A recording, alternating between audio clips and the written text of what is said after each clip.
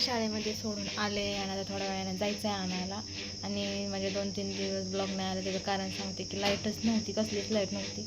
आता पण लाईट मला वाटते सकाळी 7च्या आधीच गेलेली, आता आली आहे 10:15 वाजता लाईट आली आहे.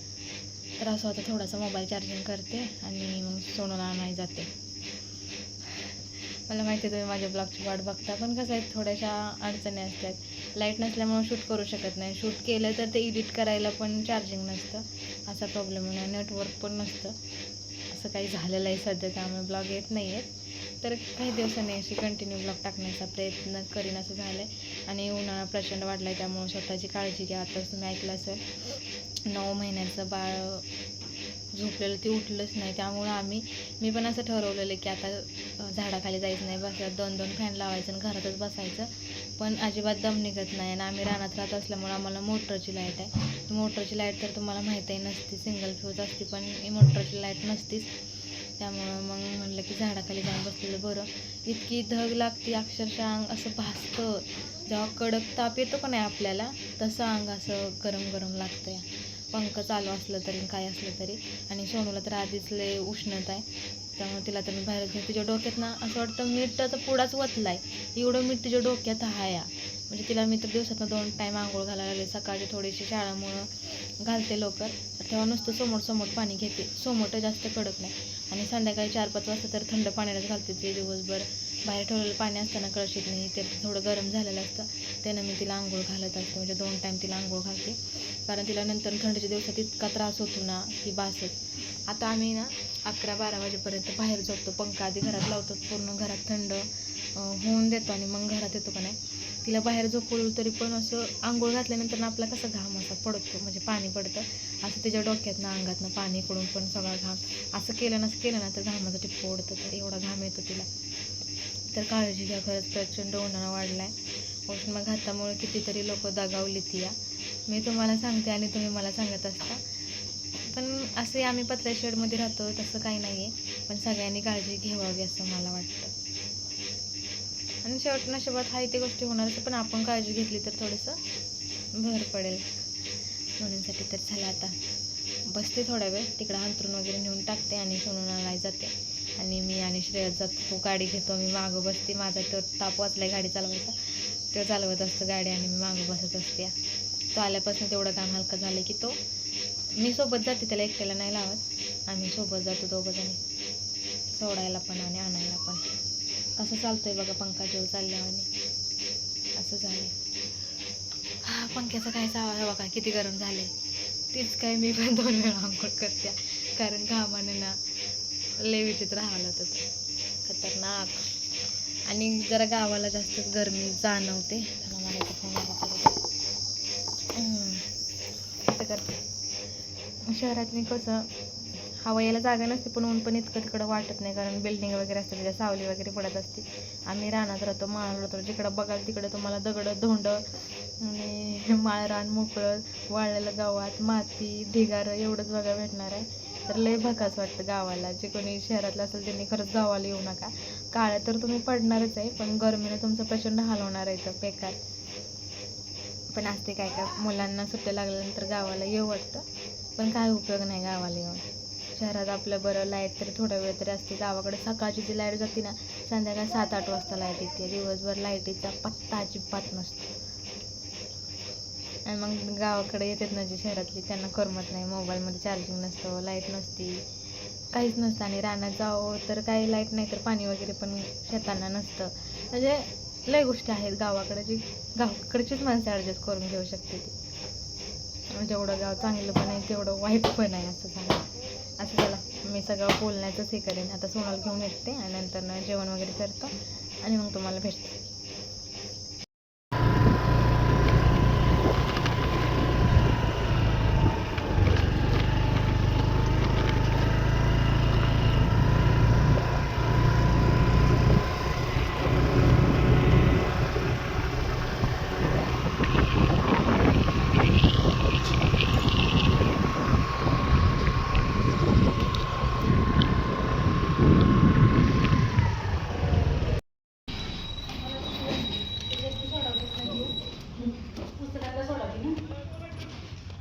एकटीच होती. पण ती आहे ना एकटी असली तरी अशी करत नाही की बाबा मी एकटी आहे म्हणून. नाही तिला काय वाटत. आपल्या बरोबर सांगल ती लिहिणार करत बसणार. आता ये की नाही 2 अक्षरी साधा शब्द त्याच्यासारखं तिला शब्द मी लिहून दिला तसं वरच्या वगैरे बाकी पण दिला दुसरा इंग्रजीचा गणिताचा.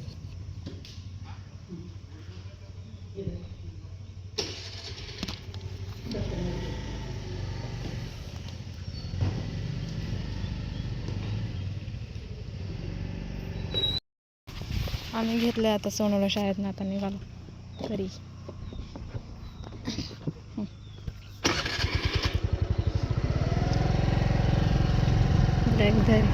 मध्येच उभी राहिली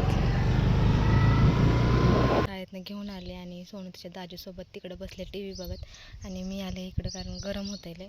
पंखा लावला आहे का नाही पण आज बाहेर पण गरम होत आहे का असं होतं आहे काय माहीत नाही. आणि सगळीकडेच गरमी आहे. मग आमच्याकडेच काही जागा आगळी नाही असं नाही आहे, पण प्रत्येकाचं घराच्यानुसार त्यांना गरमी होत असते, तसं आमच्या घरानुसार आम्हाला गरमी होते. तर असं तर मी इकडं आले जेवायला घेऊन चपाती काय म्हणते शापूची भाजी आणि लोणचं आणि पाणी बॉटल. सोनू म्हणली मी जेवण केलं आहे, तर तिला नको आहे तर म्हणलं थोड्या वेळानं मी खाऊन घेते. मी ती यासाठी थांबलेली आणि ती नको म्हणते, तर मी खाते कारण माझं आज लय डोकं दुखतं आहे. काल उलट्या वगैरे झालेल्या ना, तर हे बघा डोळंही कसं झालं सुजलं. तर चला घेते जेवण, या तुम्ही पण जेवायला. छान वाटते. आज आम्ही कढीपत्त्याच्या सावलीला बसलो आहे कारण तिकडं ना थोड्याशा झळायला लागतात, पण इथं अजिबात ऊन येत नाही. पूर्ण घरात असल्यासारखं चालू. तुम्हाला दिसते का ऊन? आणि तिकडं बघा थोडं थोडं ऊन पडतं आहे. तिकडं आंब्याखाली पण थोडं थोडं ऊन पडते, म्हणजे असं पाला भरपूर नसल्यामुळे. पण ह्याला काय झाले, आंब्याची पण सावली कढीपत्त्यावर, चिंचेची पण सावली कढीपत्त्यावर, आणि कढीपत्त्याचा पाला तर तुम्ही बघू शकता किती घनदाट आहे, त्यामुळे जास्त हे होत नाही.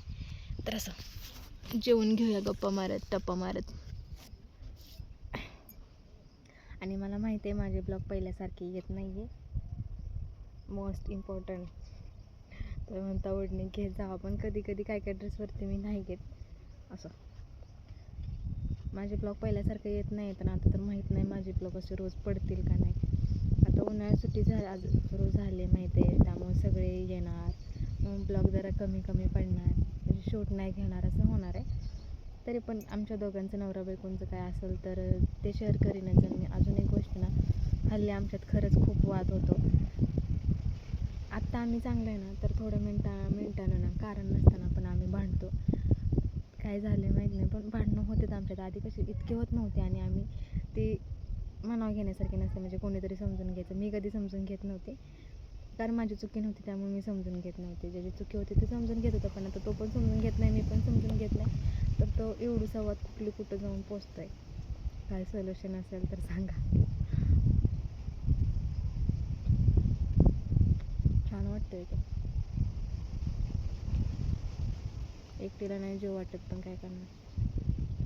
तिला जेव म्हणलं तर ती जेवली नाही. श्रेयसला म्हणलं जेव तर तो म्हणला मी पण जेवलं. म्हणलं ठीक आहे आता मी खाते मग.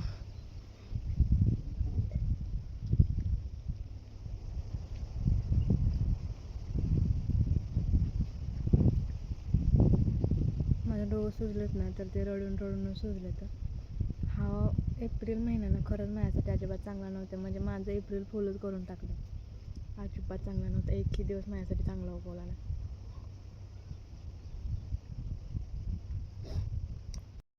आता आम्ही इथं जेवण करणार आहे. सकाळी जेवण केल्यानंतर इकडे येऊन पडलं होतं. तू नाही दिसत या.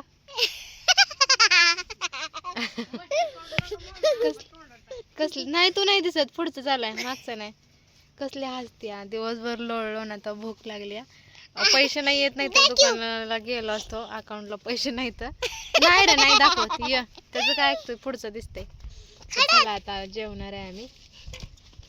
चला या जेवायला सगळ्यांना. आमच्या इकडं रानात पार्टी चालली. माझा आंबा कुठं आहे? दाजा दिसतोय, माहित आहे सगळ्यांना दाजा. तर चला आता जेवतो आम्ही आणि मग तुम्हाला भेटतो. घरात येऊन लागते, लाईट नाही, त्यामुळे आम्ही इथंच काय म्हणते ते काय केलं रे, तळ ठोकले. जेवण बिवण इथंच असतं. पाण्याचा हंडा तिकडे आहे, उसूशी अंतरून हे सगळं गाबाळ आमच्याकडे असतं. तर चला आता जेवतो. सकाळ धरणं माझं जेवणाचाच व्हिडिओ आहे ते सारखं.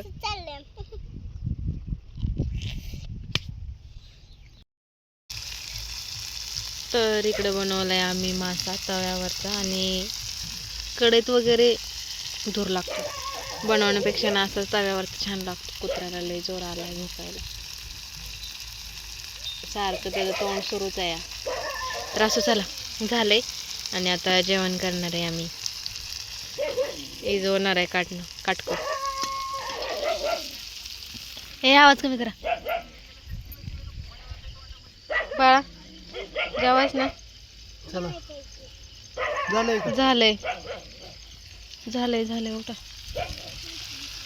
हा हो बापरे, जेव की आता.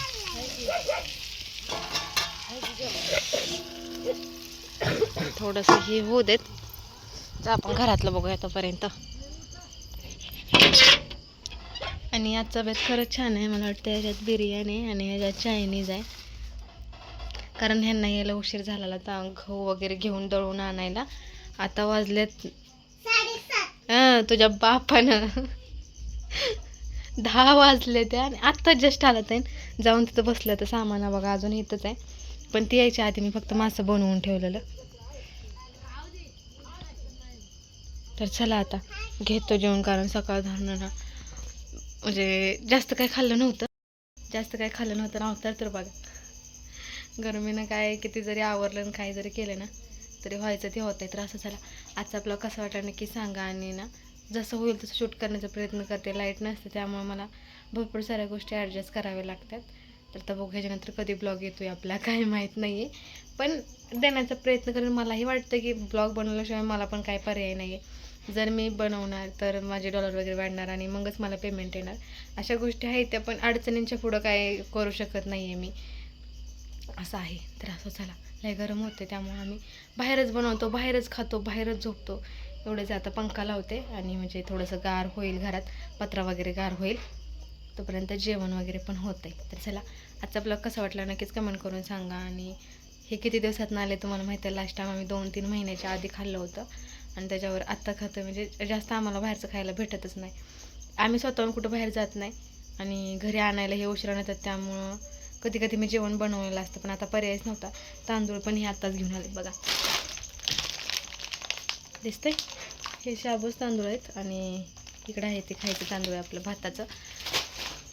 कारण आता महिना संपत आला का नाही अडचणी होत्या, त्याच किराणा वगैरे भरावं लागतं. तर आता महिना संपायला आहेत अजून 4-5 दिवस, तोपर्यंत हे अडचणी अशा चणा म्हटलं तात्पुरता आणा. आपण 1-2 तारखेला किराणा भरणारच आहे. हप्ता वगैरे 2-3 हप्ते गेलं का नाही म्हणजे EMI ते गेलं का मग आम्ही रिकामच होतोय त्या गोष्टीतनं.